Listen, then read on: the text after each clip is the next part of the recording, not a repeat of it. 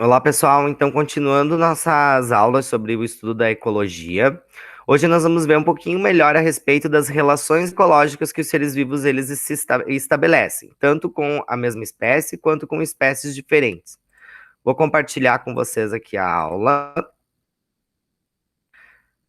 Beleza. Então, falando um pouquinho sobre relações ecológicas, né? Então, qual é o conceito de relação ecológica? Então, é a interação dos diversos organismos que vão constituir uma comunidade biológica, né? E aí, essas interações, elas são chamadas de relações ecológicas. E aí, elas podem ser classificadas de várias formas, né? Eu posso classificar essas relações como relações intraespecíficas, que são entre a mesma espécie. Posso ter relações que são interespecíficas, que são com espécies diferentes, né? Também eu vou poder ter relações harmônicas, né? Onde as espécies elas se beneficiam dessa relação. E eu também vou ter relações que são desarmônicas, em que uma das espécies ela vai sair, digamos assim, no prejuízo, né? Ela não vai ser beneficiada, né? Uma das espécies não é beneficiada, tá? Então, relação intraespecífica são aquelas que se estabelecem entre indivíduos da mesma espécie, tá? Tá aqui o conceitinho, ó. Relações interespecíficas são as que se estabelecem em espécies diferentes, né? Então, eu vou ter duas espécies fazendo relações. Por exemplo, quando eu tenho lá um parasita, né? Ou quando eu tenho um predador, herbivoria, quando eu tenho lá um animal que come uma planta, né? Uma relação interespecífica, tá? Relações harmônicas, então, pelo menos uma das espécies ela se beneficia e não há prejuízo para nenhuma das partes associadas, tá? Então ela depende disso. Uma vai se beneficiar, uma pode se beneficiar, mas a outra não pode ser prejudicada, tá? E aí nós temos as desarmônicas, onde uma ou até ambas as espécies elas podem ser prejudicadas nessas relações, tá? Então, aqui tem uma tabelinha falando das relações, ó. Então, nas relações harmônicas, intraespecífica, então, que é da mesma espécie, a gente pode ter as colônias e as sociedades. Nós vamos ver mais detalhado cada uma delas, né? E aí, interespecífica, que acontece entre duas espécies, a gente vai ter quem? Quais relações? O mutualismo, a protocooperação e o comensalismo, tá? Então, essas são harmônicas que vão acontecer entre espécies diferentes, tá? E aí também nós vamos ter as relações desarmônicas, que pode acontecer dentro da mesma espécie, por exemplo, uma competição intraespecífica, né? Digamos assim, que eu tenho lá um pequeno espaço e tem uma planta que está ocupando aquele espaço. Vai chegar um momento que aquele espaço está ocupado e que dentro da própria espécie as plantas vão começar a competir por espaço, né? Não vai ter espaço para todo mundo. Então eu vou ter uma competição dentro da própria espécie. Eu não preciso ter outra população envolvida, né? A própria espécie ela vai gerar uma competição por espaço, por nutriente, né? A gente tem que pensar assim: se eu tenho uma espécie de uma planta, todos os indivíduos daquela espécie vão usar o mesmo nicho, né? Eles vão usar os mesmos nutrientes, eles vão usar a forma de alimentação, o mesmo local. Então, eles têm essas características muito parecidas. Então, vai chegar um momento que a gente viu lá na aula anterior, né?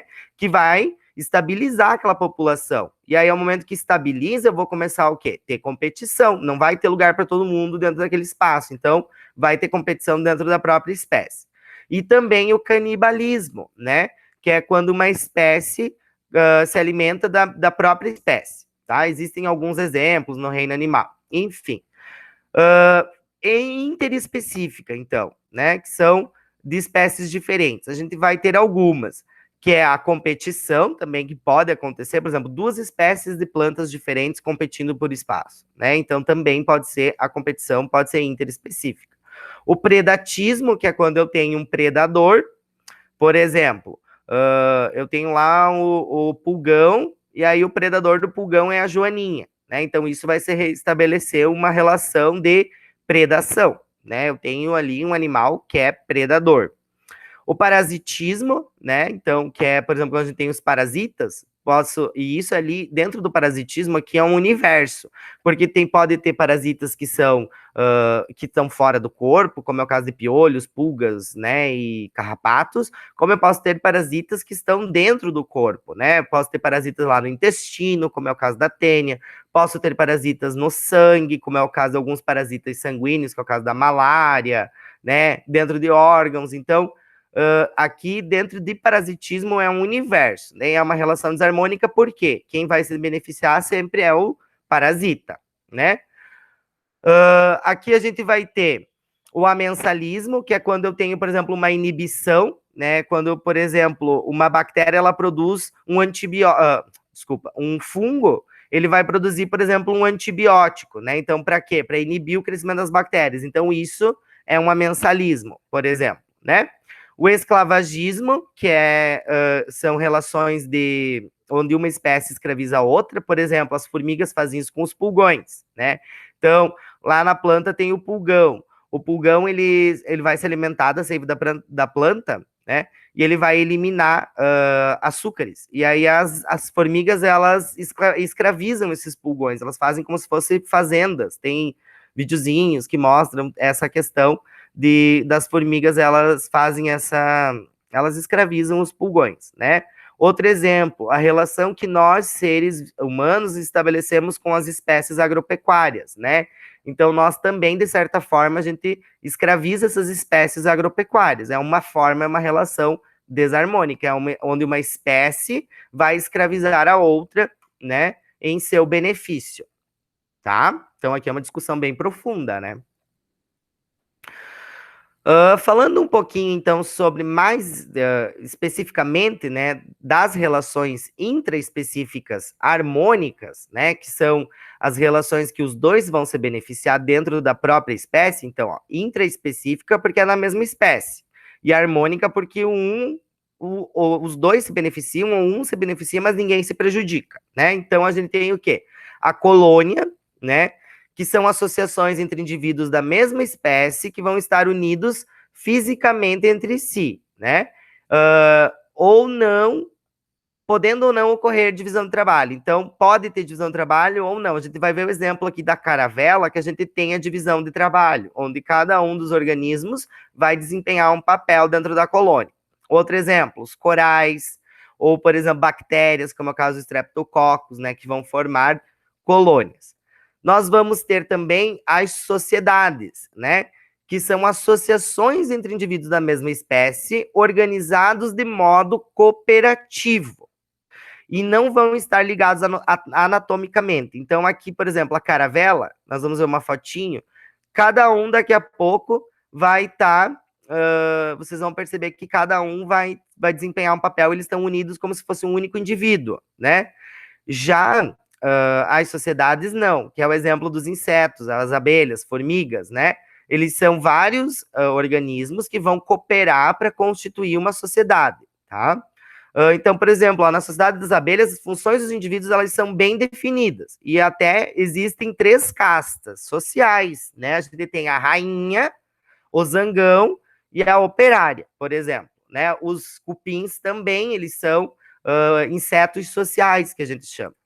Tá? Então, olhem aqui a foto da caravela que eu falei para vocês, que é uma relação intraespecífica harmônica. Então, aqui está a minha colônia. Eu olho, parece o quê? Um único indivíduo, né?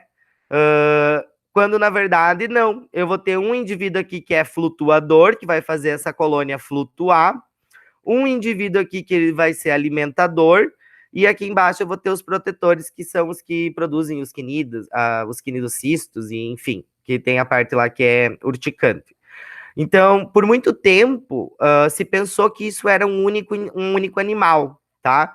Por muito tempo, isso aqui se imaginou que fosse um único animal. E aí só conseguiu se comprovar que não era, a partir do momento que começou a se estudar o DNA de cada uma dessas partes aqui, começaram a perceber que o material genético era diferente.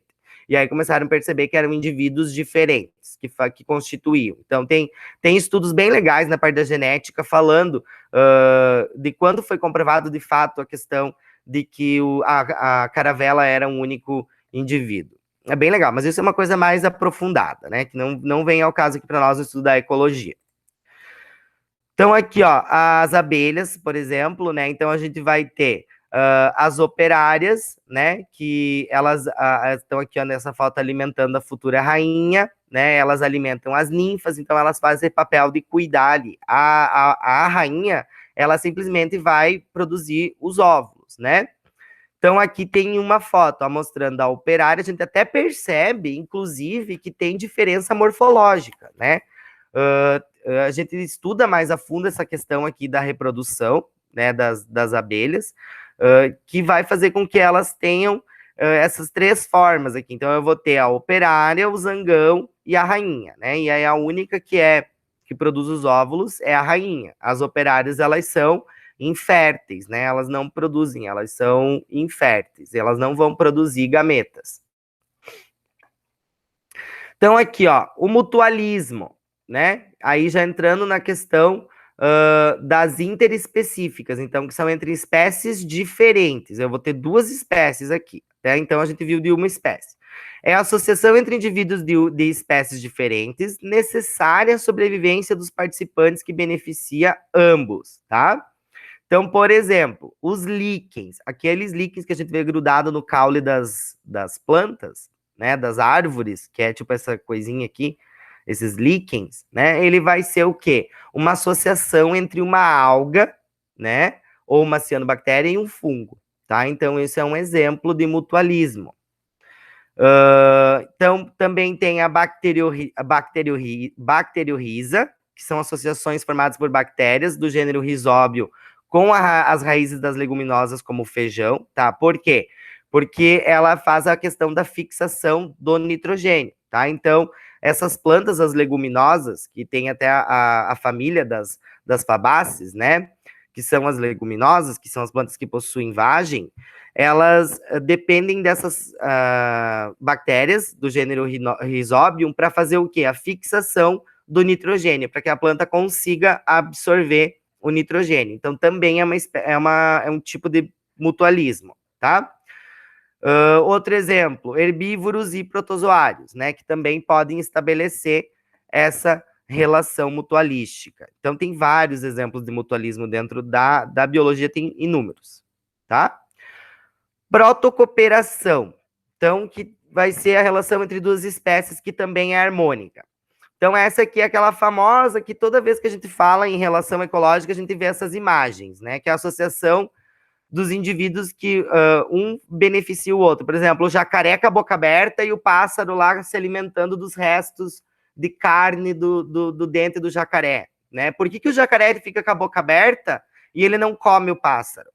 Porque é uma protocooperação. Porque o pássaro ele faz a limpeza do dente do jacaré. Então, ele evita, por exemplo, que aquele resto de carne que fica ali nos dentes apodreça, né? Que acabe causando infecção, enfim, né? Então, esse pássaro ele vai fazer o quê? A limpeza desses dentes desse jacaré. Então, o jacaré ele não come o pássaro, ele fica lá bem legal. Vocês já devem ter visto essa imagem. Ele fica lá com a boca aberta e aí o pássaro comendo as carnes que estão no dente do jacaré, né? Outro exemplo aqui, ó, o cervo e o pássaro anu, né? O pássaro ele come os parasitas que ficam no corpo desse animal. Isso aqui acontece muito em bovinos, tá? No campo a gente vê muitas vezes o boi assim parado, né? E o pássaro nas costas do boi. O que o pássaro está fazendo ali nas costas do boi? Ele está se alimentando dos carrapatos, dos parasitas. Então, isso é uma relação de protocooperação, tá? É onde as espécies elas vão se beneficiar, as duas estão se beneficiando. O boi, porque não vai ter o parasita mais sugando sangue, e o pássaro, porque vai se alimentar daquele parasita, né? O que sai perdendo, na verdade, é o parasita. Então, aqui, ó, insetos polinizadores e angiospermas também, né? Que você vai ter, por exemplo, os polinizadores. Então, também é uma protocooperação, porque a flor ela vai dar alimento, ela vai dar o néctar para o inseto, ou para o pássaro, ou para o morcego, né? E em troca, esse inseto ele vai polinizar, porque ele vai levar esse pólen para outras flores, né? Então, também é um exemplo de protocooperação. aqui né, as últimas harmônicas, e aí a gente encerra. Depois, na aula que vem, a gente vê as relações desarmônicas. Para a aula não ficar muito longa, então a gente faz até aqui na parte das relações harmônicas, né? Então, a gente tem o comensalismo, né? Que é a associação entre duas espécies diferentes. Então, uma espécie se beneficia sem causar prejuízo ou benefício à outra. Então, uma só se beneficia, mas a outra não se prejudica. E a gente tem tipos de comensalismo. A gente vai ter o comensalismo típico, que é a relação que uma espécie se alimenta de restos de outra, sem prejudicar. Por exemplo, o leão, ele vai lá e ele consome a presa, né? Ele vai lá e ele caça e ele consome a presa. Depois fica a carcaça do animal lá. O que acontece? O abutre, ele vai lá e vai se alimentar daqueles restos do leão, tá? Então, isso é um comensalismo típico, tá? Então, é um exemplo de comensalismo.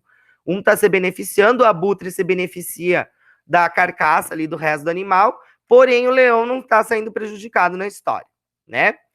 O inquilinismo, que é uma relação ecológica em que uma planta, por exemplo, né, pode viver inquilina da outra sem prejudicar. Então, por exemplo, as bromélias, as orquídeas, são plantas que a gente chama de epífitas. Inclusive tem o termo aqui, ó, epifitismo, né? Então, a planta, por exemplo, a bromélia, a orquídea, ela não vai sugar nutrientes da outra planta. Ela simplesmente vai usar aquilo como apoio, tá? Então, ela não vai prejudicar aquela planta, tá? Existem plantas que prejudicam. Por exemplo, tem plantas que se parasitarem, por exemplo, aquele cipó chumbo, que é um cipó amarelinho que dá na planta. Ele suga todo o nutriente da planta. Então, se aquele cipó cair na planta, ele vai matar a planta que ele é inquilino, tá? Então, é uma relação desarmônica. Não é o que acontece no caso das bromélias e das orquídeas. A bromélia e a orquídea, ela não vai sugar os nutrientes da planta. Ela vai simplesmente servir ali, usar de apoio. Então, a planta não está se beneficiando, né? Mas a orquídea tá, porque a orquídea ela fica penduradinha ali, ela tem onde ficar. Porém, ela não prejudica a outra planta. E também a foresia, né? Que é aquela famosa do tubarão com a rêmoras, né? Que é onde, por exemplo, no caso das rêmoras, elas usam o tubarão também como meio de transporte, né? Então, como o tubarão ele já nada, então elas vão se ligar ali no tubarão para usar como transporte. Elas também se alimentam de restos dos restos da alimentação do tubarão, né? Então, também pode acontecer essa relação de foresia, né? Então, pessoal, para a aula de hoje, era isso que eu queria passar para vocês, relacionados à questão das relações ecológicas, tá? E aí, na próxima aula, a gente vê as relações ecológicas desarmônicas, em que uma das espécies ela vai sair prejudicada, ou ambas as espécies saem prejudicadas, beleza? Então, até a próxima.